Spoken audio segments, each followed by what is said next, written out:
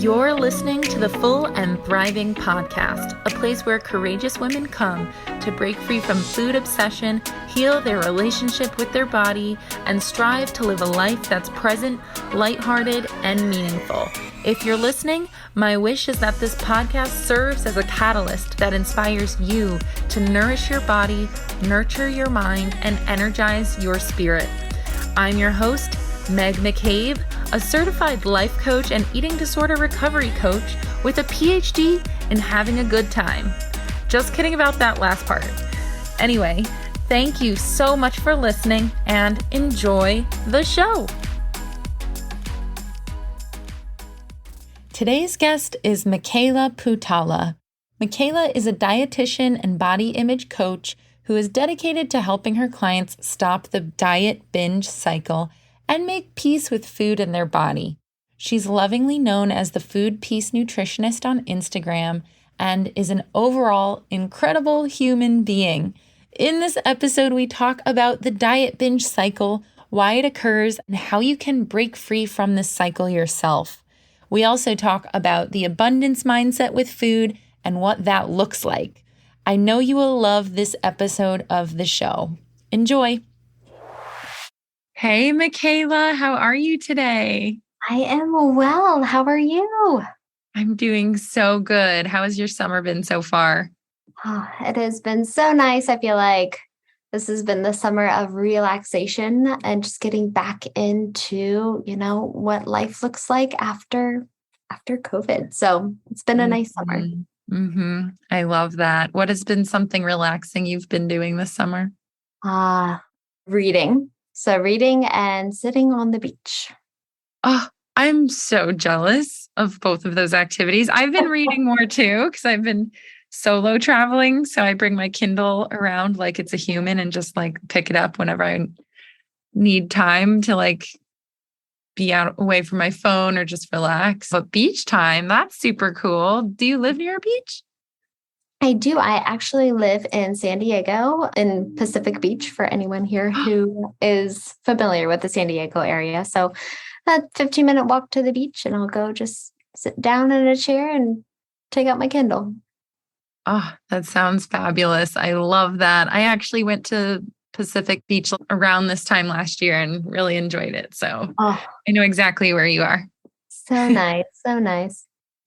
Very exciting. Well, to dive in today, I know you and I are going to be talking about binge eating and everything related to that, the diet binge cycle. And before we go into that topic, I'd love for you to share a bit about your recovery story. Ooh.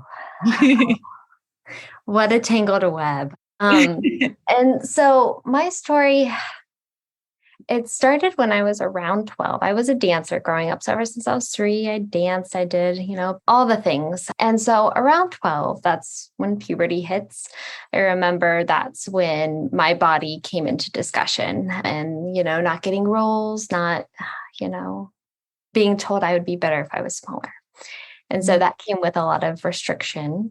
And along with that, I just kept restricting it. So that was the door opened to, my eating disorder. And, what really was hard is the fact that I wasn't underweight. So it was really hard to get help through that. And, whenever you're not underweight, people don't think you have a problem when there really was a problem. So I went through that from middle school. So that was around 12 to high school. I stopped. So ballet was the reason why I was restricting so much. I stopped doing ballet because I had to. It was causing more harm than good. And it was interesting because I wasn't allowed to really get help because I was atypical. I wasn't sick enough. And back then it was very oh, your BMI is not suitable. You're fine. Keep living your life. And I think that's where the first problem that got me to be a dietitian kind of sprouted its seed. It planted its seed there. And then I swung to binging in high school. And again, binging was not talked about when I was in high school. And I was like, why the heck am I eating all this food now? I went from I used to be in control. I had willpower. I had all these things. And then I was swinging to a different side. And I remember it was the weekday binge cycle. And in high school when Everyone's high school experience is probably different, but in my high school, that's kind of how it went. And so again, it's like, I didn't think I needed help. I thought I was fine. And then at home, my mom was very health obsessed, reading labels, things like that. And I saw that and I thought, oh, I just have a problem myself with not being disciplined enough. I always thought it was a me issue because everyone else could do it. My mom could do it. Mm-hmm. So, just that story continued. And it wasn't until my senior year of high school that I was like, I have a problem. I need to go get help. But everyone around me was telling me I didn't have a problem. And that's what really hurt, is that you're so young. And no matter what age you are, really, it's like, if you are being told you don't have a problem by doctors, by your loved ones, you really start to believe the problem is you. Mm-hmm. And you have to solve it yourself. You don't deserve to go get help. And so I kind of just did my own research. I used all my graduation money on a dietitian and a therapist because I kept it. Yeah, I kept it private. Oh, goodness. I was so embarrassed. There's so much embarrassment there too, which I feel like is a common theme I see now too. And, I got the help I needed. And that's kind of what brought me where I am today, is I had to do a lot of it alone, but then I also got help. And it really changed my life. So that's kind of my story. It's a little tangled. There's a lot of different things that happened, but ultimately I got help and I got out of it. And here I am today helping others. Wow. That's such a story of self-trust, honestly, because I don't know, if I was in high school and people were telling me, I didn't have a problem, but I was suffering and I knew deep down something was wrong. I don't know who I would have trusted, myself, the people around me, family members. So how did you get the courage to just do all of this on your own? Oh, that is a great question. I am a people pleaser to a fault. And I reached a breaking point. I think, I was binging quite heavily, like every weekend in high school. No one around me was binging that I saw. And I was like, it got to a point where I just to myself was like, this isn't normal. Like I saw my sisters have pretty healthy relationships with food. And just watching them, I realized I was like, this is not normal. Like this, just something in my gut was like, this isn't normal. Yeah, good. And so Google, when I got my laptop for graduation, it's like I used everything that being a senior in high school and going to college gives you that tuition money, along with a laptop you can use to Google things yourself. And I was able to find eating disorder dietitian and therapist. Wow, that's so amazing. So we're going to be talking about, the binge cycle in a little bit. I'm curious, what was it like for you going through that? Like, how did you feel during a binge? Great question. Out of control. I mean, it's like a seal breaking. It's like once you break the seal, you just can't stop. That is the best way I can explain a binge. You're not thinking. You really aren't. That's the most severe binges, I think, is whenever you literally are not thinking. Now, I will say there are spectrums where I was thinking. I was aware of it. And there were times where I wasn't. Just it depended on how severe my restriction was that week, that month. It just depended. And that's where, hence the restrict binge cycle. That's really what drives a binge, is restriction, whether that be mental or physical. So a binge, it can look different for everyone, but you're alone. Typically, you eat a lot of food in one sitting. I don't want to put a number on it, but I will say, I think that as a society, we don't understand the difference of overeating and binging. I feel like the line is very blurry there. Overeating, I like to think of as Thanksgiving full. Like, at Thanksgiving, you eat a lot, you're uncomfortable, but you don't feel like because you ate until you were uncomfortable, you have to eat more. Or there's no more idea in your head of, I have to start over tomorrow, so I may as well get this in now. Or overeating really is just eating a little bit. I don't want to say a little bit, because sometimes it is more than you feel comfortable with. And if it's unhealthy overeating that happens consistently, that's due to restriction. I have a clarifying question that I think might help a little. So would you say overeating could be eating that you've given yourself permission to engage in, where binging, there is this feeling of out of controlness that takes place where you're breaking your own disordered rules and like just feeling a sense of chaos where, like I feel like Thanksgiving full, there's almost like you're just happily eating more than usual with your internal consent in mind, Yes, the permission is there. Okay. Yeah. Whereas binging is an almost extreme level of permission. And it typically, again, when you overeat, when you're with other people, and, that also differs a binge from overeating. When you're with other people, there's not as much secretive, just wanting to be alone, inhale everything in sight. Again, like I want you to think about a day's worth of food in one sitting. Like that's a binge. Overeating is more so again in public.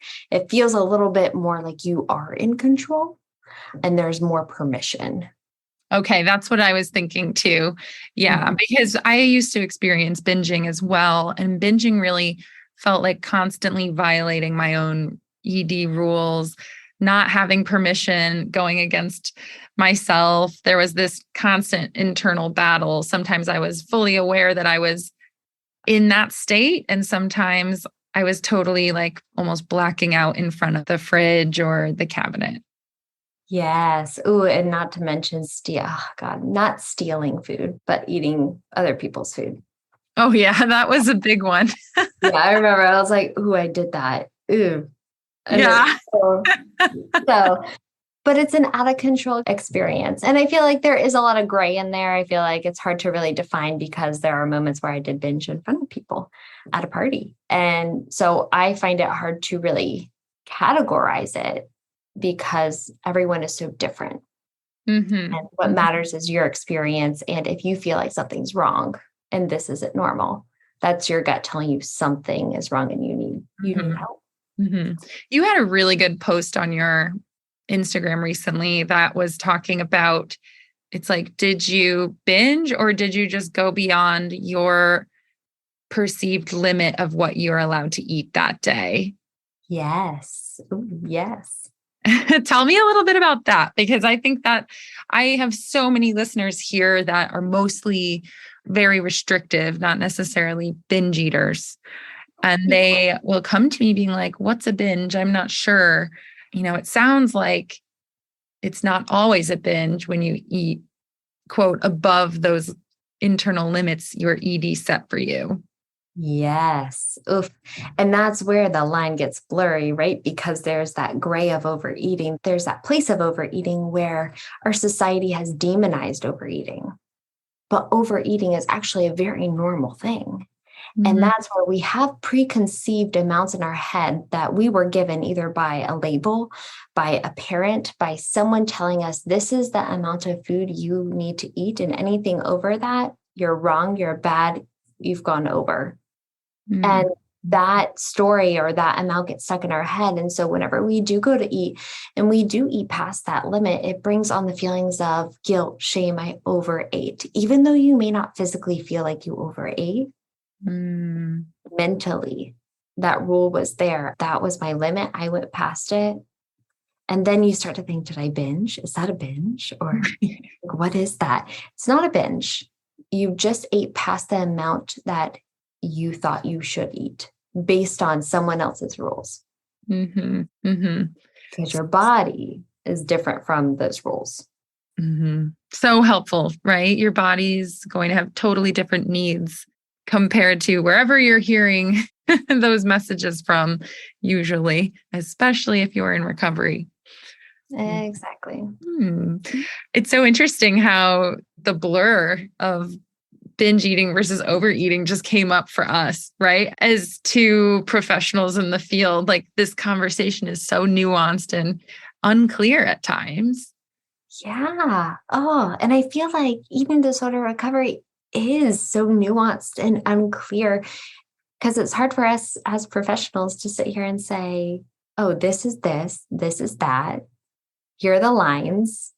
It's not black and white. And that's why. Yeah, so true. Like the diet mentality, like our rules, we come from that black and white world.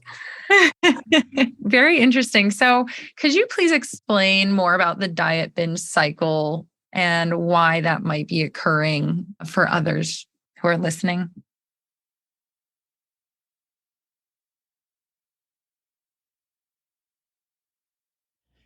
Hey friends, I have a major announcement. If you are a regular listener of the show, you know that I am the founder of the Recovery Collective, which is the original online eating disorder recovery community for folks all over the world.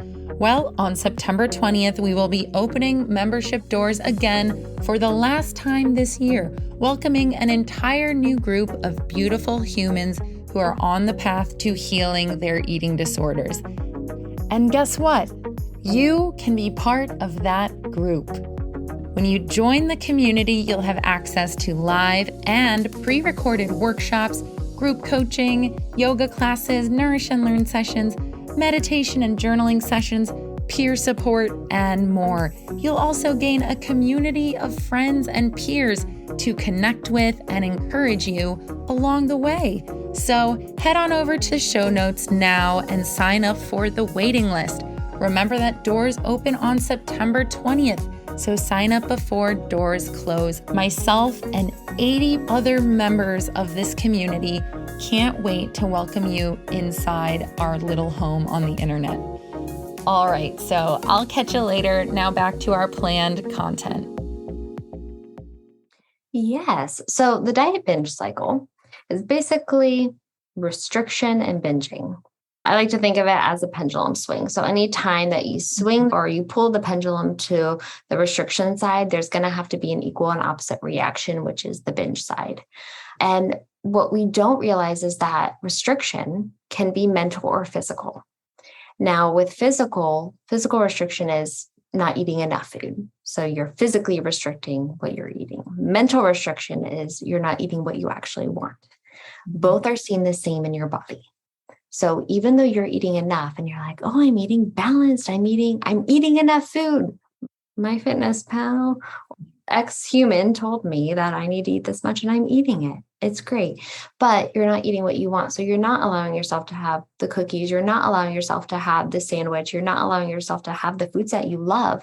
That pendulum is still going to swing and you're going to experience either a really big overeating session, a binge session, because again, that pendulum does have to swing. And so again, every time after the overeating session, binge session happens, or what you deemed as I did something bad or I gave in, to make yourself feel better, you automatically pull it back to the restriction side. You automatically eat less, you do something to make up for it, to compensate for it. And again, you're pulling it back. So it's got to swing again. And that's what keeps the pendulum going. It's when we allow the pendulum to swing and let it go, don't pull it back to the restriction side, that it can go into the center of balance. And so that's kind of how it works.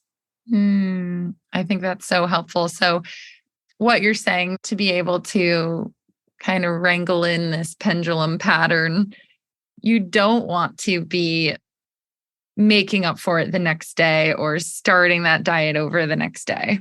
Exactly. And you know what? I think another thing where it gets really great is that some days in recovery, you're going to make up for it.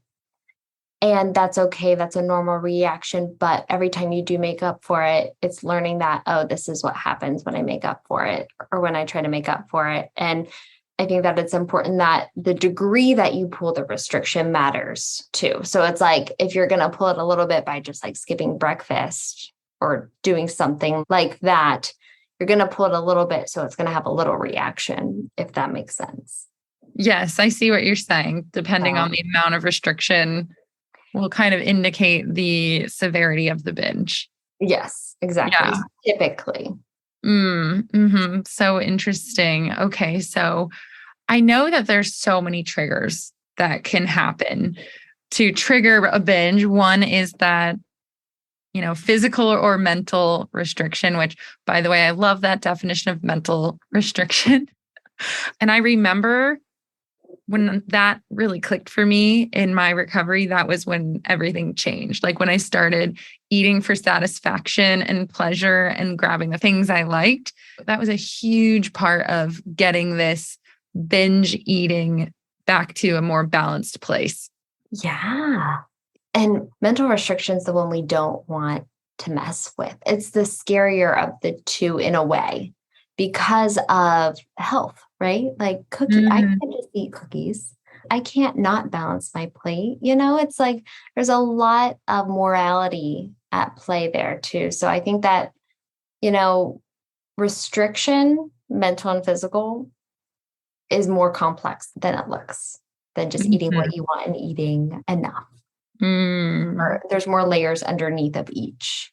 Wow. I'm so intrigued by what you're saying there. How would you suggest somebody were to start healing from mental restriction? Ooh. Okay. Now, I will say, first and foremost, this is not advice that you should, whoever's listening, to go do right now, because again, your situation may be different, but from mental restriction. So if you are physically eating enough, and enough looks different for everyone, I will say I would definitely, have a professional make sure you are eating enough if you are in eating disorder recovery. But if you are stuck on the mental hangups of not allowing yourself to eat what you actually want, it's typically because there are food rules and scarcity mixed together in there. And scarcity means that I can only have two. I can have the cookie, so I'm not physically restricting, but I can only have two. And that's the mental restriction of how much you can have. And so that tends to backfire, because I don't know if anyone's experienced the walk of shame where you grab 3 cookies, you sit down, you have it, but then you're like, oh, I want more. So then you go back, you have 3 more cookies, and then you're like, oh, I want more. And it's like this constant walk of, gosh, I feel so guilty. Why am I wanting more? And you start questioning yourself, your body. And so someone told me the other day, they're like, oh, I followed your cookie method. And I was like, what is my cookie method? But maybe I should start calling it that. And it's so building abundance means giving yourself permission to have as much as you want. And that's breaking through that mental restriction of you're only allowed to have a certain amount. And it's allowing yourself to fill up your plate with numerous cookies, just pile it up, and telling yourself, I can have as much as I want of these. They're not going away. If I run out of the box, I can go to the grocery store, grab another one. And of course, there's financial privilege in that. So I do want to acknowledge that. But it's giving yourself that unconditional permission. And again, I would start with one food. I wouldn't go ham and have all these foods in your house, because that can be a little overwhelming. But it's starting with this one thing and building trust with yourself that habituation will happen, which is repeat exposure to a certain food. It will decrease the amount it takes to satisfy you. Because if you imagine yourself eating chocolate cake for breakfast, lunch, and dinner for 2 weeks straight, at the end of the 2 weeks, you're like, okay, give me like a steak, a baked potatoes, broccoli. Like, I can't look at cake again. And that's kind of the method of abundance. It's giving yourself permission to know that this food's not going anywhere. You do not need to make up for it later. Like if you have a few and you're like, oh, I think I'm good. But then you think to yourself, but I still want more, because what if tonight's my only night to have them? Your mind will go down that rabbit hole, but it's saying, but wait, no. You can still have more in the morning. You can have more in an hour. Like they're not going anywhere. You can fill this need whenever you want. Because again, that's a food rule that you can't have cookies for breakfast. So it's also, again, looking into those. But that's my idea of abundance is, give yourself unconditional permission and build that trust with one food at a time and go from there. I am absolutely loving how you articulated this abundance mindset cookie method. I should start using that, because that was my lived experience. Like when you are in this place of extreme restriction, I just remember going to a lot of pasta parties on the swim team in high school, or like buffet situations or picnics where you get your plate and you're giving these tiny little portions for yourself. And then there's that complete guilt and shame of like going up, getting more. You feel the rules being broken. You feel like you're in conflict with yourself. You're fighting yourself, that whole experience. And so what I learned in recovery was scoop as much food as you want on that plate. And true control, as they say, people think control comes from restriction. That's totally wrong. It's being able to be around an abundance of food and honor your hunger, honor your needs, and not feel like this overwhelming emotional pull towards eating it because you've put it on this pedestal, right? Like food is always available. It's always going to be there. You can always go back to it.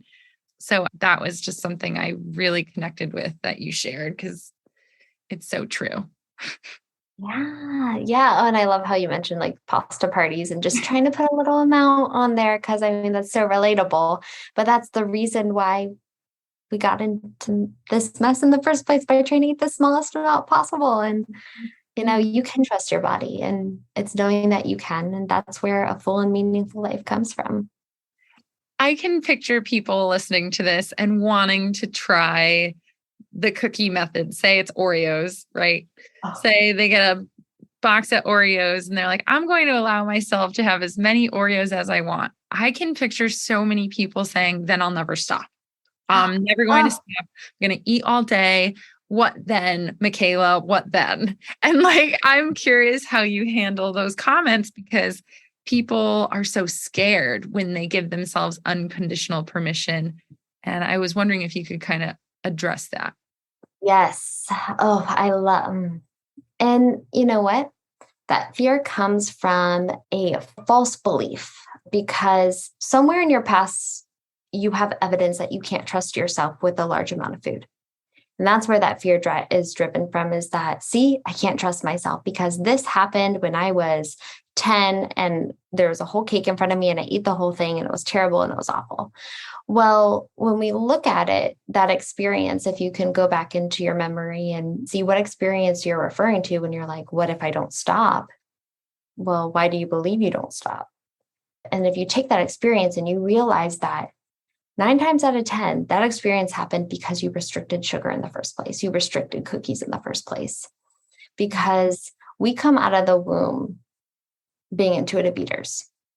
We are taught to not trust ourselves around food. But like we're taught, we can't trust ourselves. We can reteach ourselves that we can trust ourselves.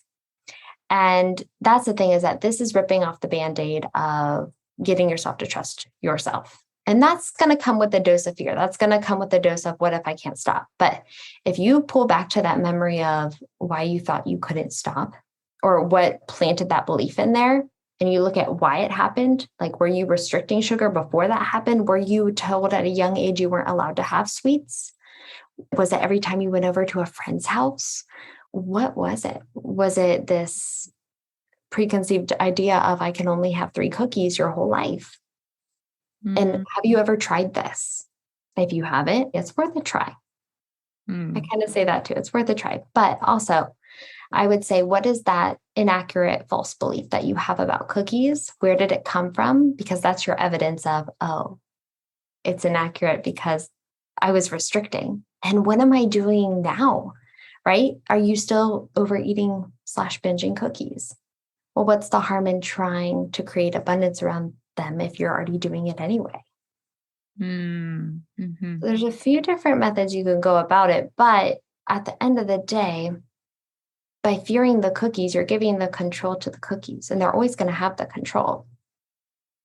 So the only way to take back the control is by allowing them. Stop giving them this halo, or more so like the devil horns, because that's the only reason why they have so much control. I love that. So helpful to hear because it's so true. Well, when things feel scarce to us, they're suddenly more valuable. I mean, that's how the market works too, right? So it's like supply and demand in your head. If there's a very limited supply of cookies, it's going to be so much more valuable to you to experience that. Oh my gosh, I could go down like all these metaphors that I'm pulling out of my head right now, but want it to always be available and remember that a cookie is only a cookie. Yep. At the end of the day. Very cool. Okay. So what does this abundance mindset look like in everyday life, and how might someone be able to practice it? We've kind of touched on it already, but like, how Yeah. would you encourage someone to take steps towards this? I would say kind of just what I said about the cookies, pick a food. Pick one. It doesn't have to be as scary as cookies, but it can be something that, like if you have a food rule about bananas, because I know bananas have been on a fear food list many times before, give yourself abundance of bananas and see what happens. Start there, start with one food. If you want to go for the cookies, go for the cookies. But I will say, don't get the cookies that you kind of don't like. Get the cookies that satisfy you. I don't know if anyone knows what I'm talking about here, but don't Kind of get like the the cookie that healthified cookies or the yeah, dieting cookies. Yeah, exactly. None of those. We don't want you to have those gross things. Franken cookies. yeah, they take so many to satisfy you because they're not even good. Anyway, whole different discussion for a different day. But I would say pick one thing and start there. So put it into your life. And I'm talking breakfast, lunch, and dinner, add it in. No matter what, think about adding, not subtracting. Don't take anything away, just add them in. And practice that mindset shift of abundance of I can have as many of these as I want. And as you go with every day, yes, you may find yourself eating more and more, but there's going to be a point and you're not going to notice it until after it happens that you're like, I mean, they're great and all, but I want something else. And that's your moment of, oh, wow, cookies, these don't have power over me, or, I can have these whenever I want. Why am I trying to eat them? Like there's going to be a realization or a light bulb aha moment that happens. But I will say it takes a different amount of time for everyone. So don't get down on yourself about, oh, it's been a week. Why isn't this happening? It takes months sometimes. Mm-hmm. So give yourself grace, compassion, but pick a food and start there. So what about the people who are afraid of gaining weight? I think that's really the crux or the preventative piece of this puzzle is people are preventing themselves from tapping into this abundance mindset because they're afraid of gaining weight or changing their body. And how would you go about encouraging someone to move through that fear? Oh, that is a great question. And, fear of waking, that's the root of it all, right? And it's so much more complex than we give it credit for. I mean, in all cases, this is not true, but we wouldn't care about what we ate if we didn't care about how our body looked. And that's the root of you're never going to be at peace with food if you do not explore your fear of waking. Because waking, every life event, it's going to be there. It's going to be, well, if I have kids, right, my body's going to change. And women, as we age, biologically, we gain weight. It's protective. And so I think that you have to explore your fear of waking and how to explore it. I would definitely say if you have a huge fear of waking, find a professional, a therapist, somebody that you can dig into this with, because it takes more than just like thinking about it. You really have to understand what are the barriers that are in the way of you being okay with your body changing. The three main ones that I find are health, other people's opinions, or discomfort. Those are the main three that I see in my clients and, people that I work with. And so it's really uncovering, it's like an onion, you peel back the layers. It's uncovering, okay, why do I fear waking? What is the story I'm telling myself? Really understand the core beliefs around that and asking yourself, is this the way I want to live my life? Is living like this in line with my values? Because if you look back at your past and you realize I've never been happy with my body, no matter what weight I've been, that shows you that no matter what happens to your body, are you ever going to be happy? And so that's another piece of if you're always chasing a different body, and is that in line with your values? And is that how you want to live your life? And if no, that's your door open to, okay, I need to explore this more. Why am I so scared? And how do I want to live my life? And that's kind of like your door opener.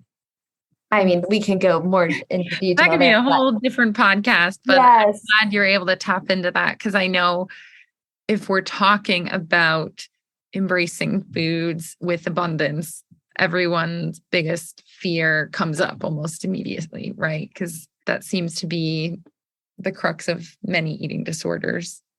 100%. And, I will say, I do want to acknowledge my privilege here. I do have body privilege, which means if you are in a larger body, it can be harder to do this work because of weight stigma, right? Going to the doctors, airplane seats, fitting into booths. And so I do want to acknowledge that and say that, it is hard. Like overcoming your fear of weight gain is hard, especially in a larger body where society does discriminate against you. But it is also hard in a smaller body. It doesn't make being in a smaller body easy to do the work. So I do want to mention that as well. Mm-hmm. Mm-hmm. Thank you for mentioning that. I think that's really important to acknowledge. Yeah, of course. Well, this has been such a eye-opening conversation. Wow. I quickly wanted to ask any final words of wisdom or advice you'd like to leave the listeners with today? Oh, I'm going into my brain bank of what is something that I wanted to hear, that I needed to hear whenever I was kind of in the crux of it all. One thing that I do want to say is that your journey is going to look different from everyone else's that is recovering. So when you get on social media, try not to compare yourself to others. Easier said than done, but your journey is significant in its own way. And just be where you are today. It takes time. Show yourself compassion, and it's going to be okay. So that's my final words. Thank you for that. I love those words of wisdom. It's such a helpful reminder. And how can everyone listening find you online in case they want to work with you or learn more about you? Of course. So website is currently under construction, but you can find me on Instagram at food.peace.nutritionist. And that's where you can send me an email. You can click the link in my bio or just follow me and send me a DM. Great. Awesome, Michaela. Well, thank you so much for joining me today. I hope you have a wonderful rest of your day. Thank you. Thank you for having me, and you too. Thank you.